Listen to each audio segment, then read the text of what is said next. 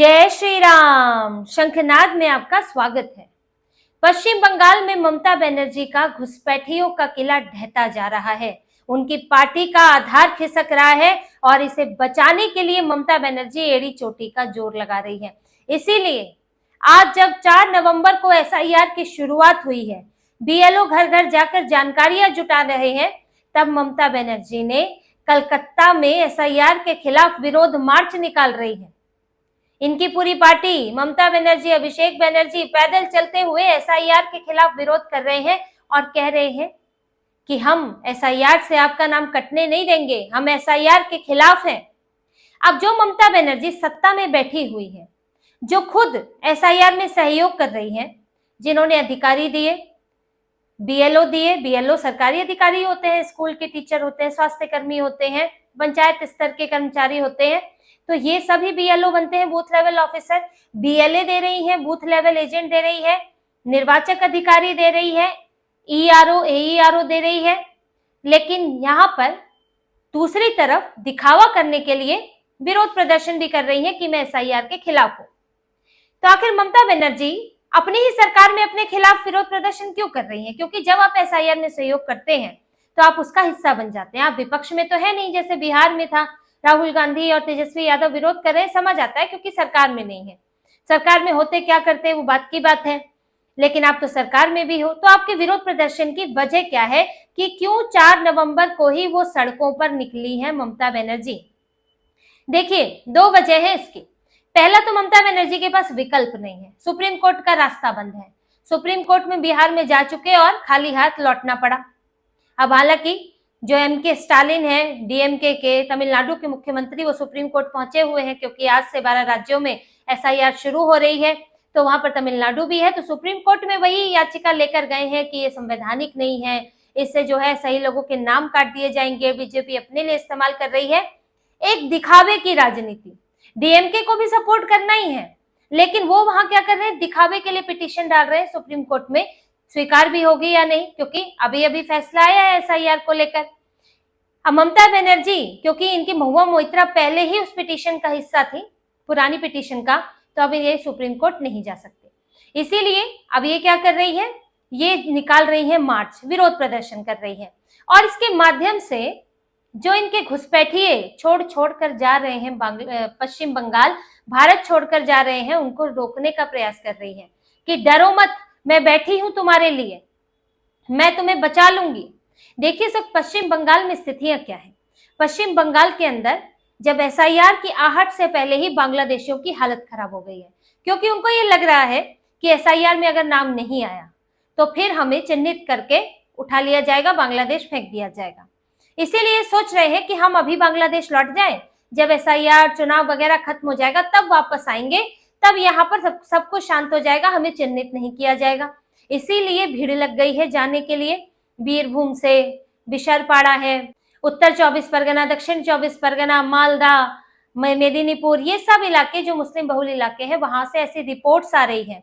और कई media house ने रिपोर्ट छापी है, जिसमें जो काम वालियां इन इलाकों में काम करती थी वो जा चुकी है। जैसे एबीपी न्यूज की रिपोर्ट के मुताबिक, जिस पर मैंने एक वीडियो भी किया है, कि रहीमा की माँ के नाम से जाने वाली एक महिला शरद कॉलोनी में काम करती थी, एक मिंती की माँ के नाम से जाना जाता था, वो चली गई है और कह के गई है कि हम जो बांग्लादेश जा रहे हैं, यहाँ डर लग रहा है, हमारे आसपास के सब जा रहे हैं।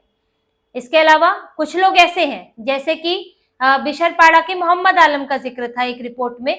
अब उनका कहना था कि साल 2002 की लिस्ट में हमारा नाम है या नहीं हमें नहीं पता, अभी हमारे पास, मेरी पत्नी के पास तो है, कागज है, वोटर आईडी भी है, लेकिन साल 2002 की लिस्ट में है कि नहीं पता नहीं, क्योंकि वो कट ऑफ डेट है। तो ऐसे कई लोग हैं, जैसे लेलेगढ़ गांव है, वहां पर कई लोग बैंक से पैसा निकाल रहे हैं कि पैसा निकाल के अभी बांग्लादेश चल पड़ो, वहां गुजारा करेंगे कुछ दिन, ऐसे ही फिर बाद में लौटेंगे। और नतीजा ये हो रहा है कि ये लोग बांग्लादेश बॉर्डर पर पकड़े जा रहे हैं। 2 दिनों के अंदर, शनिवार को और रविवार को बीएसएफ ने 48 लोगों को पकड़ा है। शनिवार को 33 और रविवार को 15 लोगों को पकड़ा है, जो कि भारत से जा रहे थे बांग्लादेश, वही अवैध तरीके से, सुरंगों से होते हुए, जंगल से होते हुए, नदी से होते हुए, जिन तरीकों से ये लोग भारत आते हैं उसी तरीके से वापस जा रहे थे। लेकिन बीएसएफ ने इन्हें पकड़ लिया। अब ये जो इन्हें डर था कि चिन्हित हो जाएंगे, अब चिन्हित हो गए, अब पकड़ में आ गए हो, अब जांच होगी। और ये आंकड़ा सिर्फ इतना ही नहीं है। दैनिक जागरण ने सूत्रों के हवाले से लिखा है कि बीएसएफ ने पिछले 4 दिनों में 400 ऐसे लोग पकड़े हैं, बांग्लादेशी हैं, जो कि भारत से बांग्लादेश भागने की कोशिश कर रहे थे। इनमें रोहिंग्या भी हो सकते हैं, क्योंकि रोहिंग्या भी उसी रूट से आते हैं और वापस जाना हो तो बांग्लादेश ही जाएंगे। इसके अलावा पिछले 3 महीनों में अगर देखें तो 8,000 लोग पकड़े गए हैं। और 3 महीने पहले ही एसआईआर लगभग 3-4 महीने पहले ही शुरू हुई है, जून जुलाई के बीच में शुरू हुई है और अगस्त में बिहार में हुई, उसके बाद फाइनल लिस्ट आई। तो यानी कि समझिए कि एसआईआर के नाम की शुरुआत ही हुई थी। पश्चिम बंगाल तो बात ही नहीं हो रही थी, बिहार की बात हो रही थी और तब से इन लोगों ने जाना शुरू कर दिया। गांव खाली होने लगे, ताले लगने शुरू हो गए और अब ये संख्या और तेज हो गई, क्योंकि पहले तो थोड़े थोड़े जा रहे होंगे जो पकड़े गए, कुछ नहीं पकड़े भी गए हो सकते हैं, लेकिन 8,000 लोग पकड़े गए 3 महीने में और ये छोटी मोटी संख्या नहीं है। और अब भी जो जा रहे हैं वो भी पकड़े जा रहे हैं। तो ये एक तो देखिए इससे ये साफ होता है कि सीमा पर चौकसी बहुत ज्यादा बढ़ गई है और बीएसएफ सिर्फ आने वालों को नहीं रोक रही है बल्कि जाने वालों को भी पकड़ रही है। लेकिन साथ में ये भी पता चलता है कि तादाद इनकी बहुत ज्यादा है। ममता बनर्जी ने बसा लिए हैं, कागज बांट दिए हैं। पश्चिम बंगाल में भारत के अंदर बांग्लादेश के लोग खूब फल फूल रहे हैं और भारत की सरकार चुन रहे हैं। अब जब इनका विश्वास डगमगा गया है ममता बनर्जी से, जब ये हो गया कि अब ममता बनर्जी नहीं बचा सकती, क्योंकि यहाँ पर सत्ता में भी वो वापस आए या ना आए इसकी कोई पक्का नहीं है।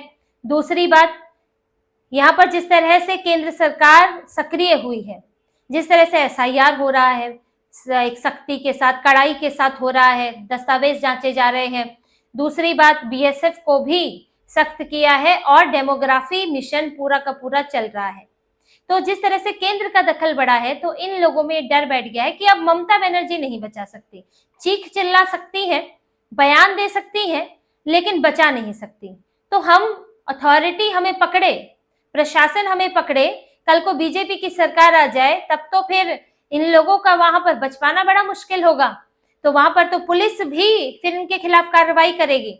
तो जब प्रशासन हम पर हाथ रखे इससे पहले कि हम जो है बचकर निकल जाएं, क्योंकि उसके बाद तो फिर डिटेंशन कैंप में जाएंगे। फिर तो कई तरह की चीजें आती हैं कि नो मैंस लैंड में कुछ लोग वहां भी छोड़ दिए जाते हैं या फिर सालों साल डिटेंशन कैंप में रहना पड़ता है। तो इनका भविष्य जो है फिर अंधकार में रहता है। इसीलिए सोचते हैं कि पहले ही अपने बांग्लादेश भाग जाए। तो बांग्लादेश भागने के लिए जा रहे हैं लेकिन कमाने के लिए यहाँ आ रहे हैं। तो इनका भी डर बढ़ा हुआ है। अब ममता बनर्जी के मार्च की वजह यही ही है कि वो दिखाना चाहती है अपनी ताकत कि मैं आपको बचा सकती हूँ, तुम भागो मत, मेरा वोट बैंक हो, यहाँ वोट दो, मैं तुम्हारे कागज बनवाऊंगी, मैं तुम्हें यहाँ पर नागरिकता दिलवाऊंगी। तो उनमें एक विश्वास पैदा करने के लिए ममता बनर्जी इसका विरोध कर रही है और दिखा रही है, वरना तो सब कुछ शांति से हो जाता। आपने सारे अधिकारी दे दिए हैं, साथ में काम चल रहा है, तो आपको विरोध की क्या जरूरत है। तो ममता बनर्जी की एक तरह से अपनी ताकत दिखाने की ये रैली है कि मेरी सत्ता अभी डगमगाई नहीं है, मैं यहाँ हूं और मैं तुम सबको सुरक्षित कर सकती हूँ। लेकिन देखिए ममता बनर्जी के इस विरोध प्रदर्शन से, इस दिखावे से कुछ होने वाला नहीं है। एसआईआर की प्रक्रिया शुरू हो चुकी है और पूरी होकर रहेगी। इसके लिए चुनाव आयोग ने पूरी तैयारी कर ली है। 80,000 से ज्यादा बीएलओ नियुक्त किए गए हैं, उनको प्रशिक्षण दिया गया है। पार्टियों की तरफ से बीएलए भी आए हैं, ब्लॉक लेवल एजेंट आए हैं। यहाँ पर निर्वाचक पंजीकरण अधिकारी, सहायक निर्वाचक पंजीकरण अधिकारी, ये सब नियुक्त किए गए हैं। और जिला अधिकारियों को ने अब जो है बीएलओ को भी सुरक्षा दी है।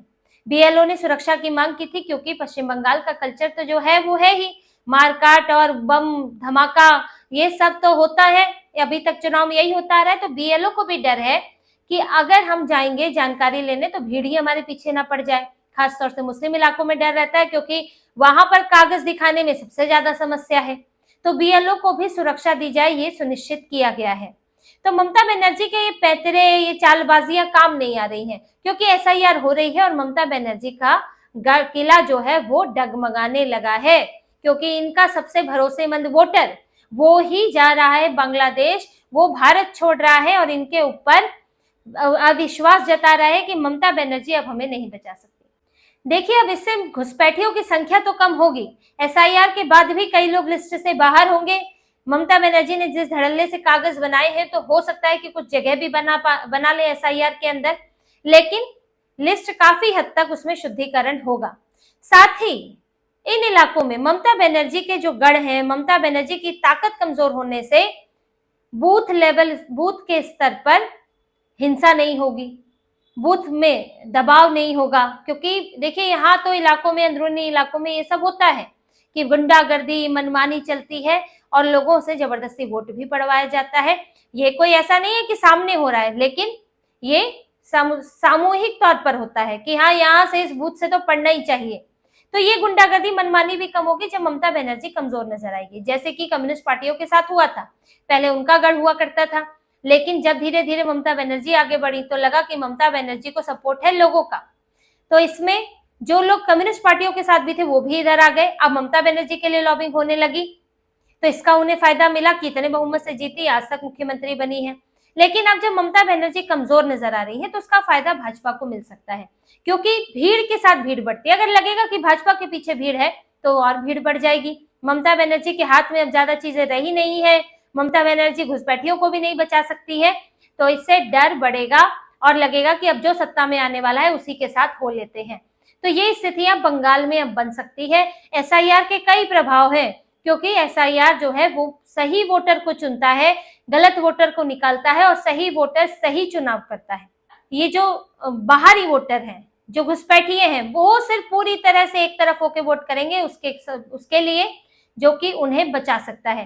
तो ये शुद्धिकरण होने से बहुत से फायदे पश्चिम बंगाल चुनाव में होने वाले हैं। ज्यादा साफ सुथरा चुनाव होगा और ममता बनर्जी को इसी की चिंता है, और इसीलिए वो किसी भी तरह, उनके नेता जो भड़काऊ बयान दे रहे हैं, बांध देंगे, मार देंगे, पीट देंगे, ये प्रोटेस्ट निकाल रही है, इससे ममता बनर्जी की बौखलाहट, बेचैनी साफ नजर आती है। तो इसी तरह की और खबरें और विश्लेषण आपके लिए लाते रहेंगे। हमसे जुड़े रहिए, सब्सक्राइब कीजिए, कमेंट कीजिए। बहुत बहुत धन्यवाद। जय श्री राम।